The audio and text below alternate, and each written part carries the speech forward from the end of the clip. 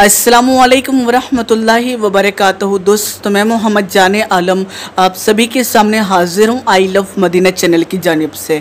मेरे प्यारे भाइयों, 10 मुहर्रम के हवाले से यानी आशूरा के दिन के हवाले से, जिस दिन इमाम हुसैन रज़ियल्लाहु तआला अन्हु को शहीद किया गया, उस दिन के हवाले से कुछ ऐसी बातें आपको बताने के लिए आया हूँ, कुछ ऐसी गलतफहमी दूर करने के लिए आया हूँ जिसका जानना हर मुसलमान के लिए ज़रूरी है। कुछ बड़ी ऐसी गलतफहमियाँ हैं जो हमारे मुसलमान भाइयों के अंदर पैदा हो गई है, साथ ही साथ हमारी माँ बहनों के अंदर भी पैदा हो गई है। तो उन सभी बातों का जानना हर मुसलमान के लिए ज़रूरी है। तो मेरे प्यारे भाइयों, आप लोगों से गुजारिश करूंगा कि इस वीडियो को ज़रूर आखिर तक देखिएगा और इस वीडियो को जितना ज़्यादा हो सकेगा उतना ज़्यादा शेयर कीजिएगा, ताकि हर कोई इस बारे में जान सके और वो इस गलतफहमी से दूर हो सके और यकीनन सही तरीके को अमल में ला सके। साथ ही साथ मेरे प्यारे भाइयों, वीडियो शुरू करने से पहले आप लोगों से गुजारिश करूँगा कि अगर अब तक आपने हमारे YouTube channel I love Madina को सब्सक्राइब नहीं किया है, चैनल को सब्सक्राइब कर लीजिए, साथ ही साथ नोटिफिकेशन बेल दबा लीजिए ताकि आपको हर नई वीडियो की नोटिफिकेशन मिल सके। मेरे प्यारे भाइयों, जैसे कि आप सभी ये बात बहुत अच्छे से जानते हैं कि मुहर्रम का जो महीना है वो शुरू होने वाला है और बहुत से लोग इसको गम का महीना समझते हैं, लेकिन मैं आपको बता देना चाहता हूँ ये गम का महीना नहीं है। अल्लाह ताला ने मुसलमानों के लिए कोई भी एक ऐसा महीना नहीं बनाया है जिसको आप गम का महीना कह सकें। मुहर्रम के महीने में इस्लाम की जीत हुई थी। आप सोचिए, जिस महीने के अंदर इस्लाम की जीत हुई हो उसको आप गम का महीना कैसे ठहरा सकते हैं। बहुत से लोग ये बात कहेंगे कि इमाम हुसैन रज़ियल्लाहु तआला अन्हु को उस दिन शहीद कर दिया गया। तो मेरे प्यारे भाइयों, आप सभी को बता दूं, जो यजीद होगा वही इस बात को मानेगा कि इमाम हुसैन रज़ियल्लाहु तआला अन्हु जिंदा नहीं है। अल्हम्दुलिल्लाह, अहले सुन्नत वल जमात का ये अकीदा है और ये बात हम मानते हैं कि हमारे मौला हुसैन जिंदा थे, जिंदा हैं और जिंदा रहेंगे। जो भी अल्लाह के खास महबूब बंदे हैं वो कभी मरते नहीं है। इसीलिए मैं कहता हूँ और ये हमारा अकीदा है कि मौला हुसैन जिंदा है, और जब मौला हुसैन जिंदा है तो किस बात का गम। आपको बता देना चाहता हूँ, बहुत से ऐसे लोग हैं जो इस दिन यकीनन अपने आप को नुकसान पहुँचाते हैं, यानी खुद के ऊपर जुल्म करते हैं, यानी इस तरीके से जुल्म करते हैं जिसको देखकर यकीनन शर्म आ जाए। आप सभी को बता दूं, इस्लाम के अंदर खुद को नुकसान पहुँचाना बहुत बड़ा गुनाह है और हराम है।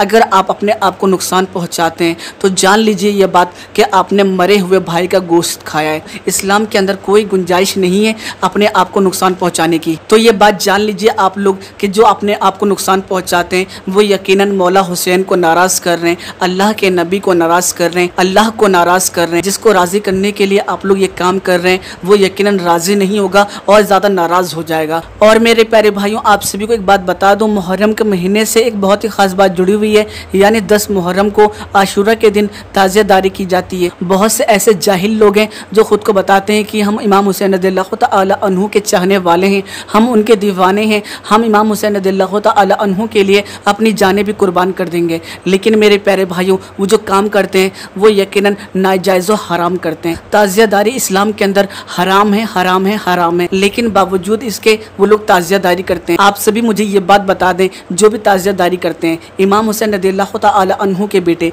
यानी ज़ैनुल आबिदीन रज़ियल्लाहु तआला अन्हु, उन्होंने कब ताज़िया निकाला? अगर कोई सबसे पहले ताज़िया निकालता तो आप सल्लल्लाहु तआला अलैहि वसल्लम के नवासे के बेटे यानी ज़ैनुल आबिदीन रज़ियल्लाहु तआला अन्हु निकालते, लेकिन उन्होंने कभी नहीं निकाला। मेरे प्यारे भाइयों, न ज़ैनुल आबिदीन रज़ियल्लाहु तआला अन्हु ने कभी ताज़ियादारी की और ना ही किसी और ने की है। इस्लाम के अंदर ये हराम है। और आपको बता देना चाहता हूँ, अगर ताज़ियादारी की जाती तो सबसे पहले मदरसे और मस्जिद से निकाले जाते। क्या मदरसे और मस्जिद से ताज़ियादारी की जाती है? ताज़िया निकाला जाता है? नहीं निकाला जाता है। तो ये बात आप क्यों नहीं समझते हैं कि लोगों ने जहालत की बिना पर इस तरह की हरकतें की हैं? और अगर आप हुजूर आला हज़रत के चाहने वाले हैं, उनके दीवाने, तो मेरे प्यारे भाइयों, हुजूर आला हज़रत का फतवा भी है फतवा रज़विया के अंदर, जिसके अंदर उन्होंने साफ तौर से ये बात बता दी है कि ताज़ियादारी करना हराम है, हराम है, हराम है। और मेरे प्यारे भाइयों, लोग ताज़ियादारी करते ही करते हैं, साथ ही साथ वो लोग ढोल ताशी भी बजाते हैं, स्पीकर भी बजाते हैं, डीजे भी बजाते हैं। आप मुझे ये बात बताते हैं कि इस्लाम के अंदर डीजे बजाना कब से जायज़ हो गया,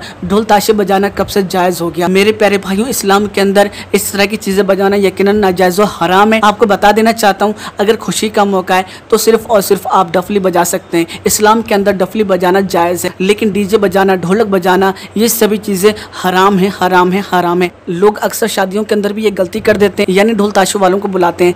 तो ये बात आप जान लीजिए कि इस्लाम के अंदर ढोल बजाना बिल्कुल मना है, इस तरह के कोई भी इंस्ट्रूमेंट बजाना मना है। अगर कोई चीज़ जायज़ है तो वो सिर्फ और सिर्फ डफली है। और मेरे प्यारे भाइयों, आप मुझे ये बात बताएं, जब इस्लाम के अंदर शराब पीना हराम है तो आप लोग ढोल ताशे जब बजाते हैं तो आप शराब क्यों पीते हैं? बहुत से लोग ये बात जानते जानते भी होंगे कि जब ढोल ताशा बजाया जाता है यानी जब ताजादारी की जाती है उस वक्त लोग शराब पीकर इस तरह की हरकतें करते हैं। यानी इससे पहले जितनी बातें मैंने आपको बताई वो सभी नाजायज़ व हराम है, बावजूद इसके वो लोग करते हैं। यानी वो लोग शराब पीकर आपस में लड़ते हैं और ये साबित करना चाहते हैं और ये दुनिया को दिखाना चाहते हैं कि हम यजीद से लड़ रहे हैं। मेरे प्यारे भाइयों, दोनों ही इमाम हुसैन रज़ियल्लाहु तआला अन्हु के चाहने वाले हैं। आप खुद सोचिए कि आपस में लड़ते हैं और जो हार जाता है वो यजीद का हो जाता है और जो जीत जाता है वो इमाम हुसैन का हो जाता है।